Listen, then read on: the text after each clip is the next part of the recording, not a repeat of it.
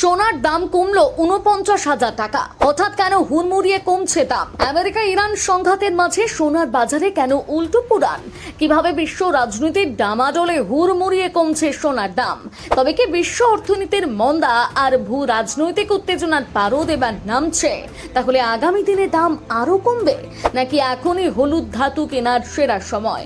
যে সোনা ছিল বিনিয়োগকারীদের নিরাপদ আশ্রয়, তাতেই কিনা এবার বড় সড়ো ফাটল। জানুন কোন রাজনৈতিক অর্থনৈতিক চালের মুখে ধস নামলো সোনার বাজারে। রেকর্ড গড়ার পর এবার হুড়মুড়িয়ে কমছে সোনার দাম। অবিশ্বাস্য পতন। চলতি বছরের শুরুর দিকে যে সোনা প্রতি 10 গ্রামে ১,৯২,৯৯১ টাকার সর্বকালীন রেকর্ড ছুঁয়েছিল, তা এখন কমে দাঁড়িয়েছে প্রায় ১,৪৩,৬১০ টাকায়।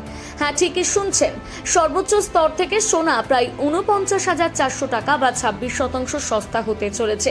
মাল্টি কমোডিটি এক্সচেঞ্জ বা MCX এর সোনার এই ধস একদিকে যেমন সাধারণ মধ্যবিত্তের মুখে হাসি ফুটিয়েছে, ঠিক তেমনই বিয়ের মরশুমে বিক্রেতাদের কপালে ফেলেছে চিন্তার ভাঁজ। কিন্তু হঠাৎ কেন সোনা এত সস্তা হচ্ছে? এর পেছনে 3টি কারণ আছে বলে দাবি করছেন বিশেষজ্ঞরা। কারণ নম্বর 1, মার্কিন ফেডারেল রিজার্ভের করা অবস্থান। আমেরিকার কেন্দ্রীয় ব্যাংক সুদের হার কমাচ্ছে না, বরং তা দীর্ঘ সময় চড়া রাখতে পারে। আর সুদের হার বেশি থাকায় বিনিয়োগকারীরা সোনা ছেড়ে বন্ডের দিকে ঝুঁকছেন। কারণ নম্বর 2, শক্তিশালী ডলার।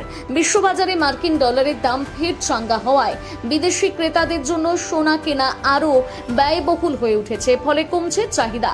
কারণ নম্বর 3, তেল ও মূল্যস্ফীতির চাপ। আন্তর্জাতিক বাজারে অপরিশোধিত তেলের দাম বাড়ায় মূল্যস্ফীতি বাড়ার আশঙ্কা তৈরি হয়েছে।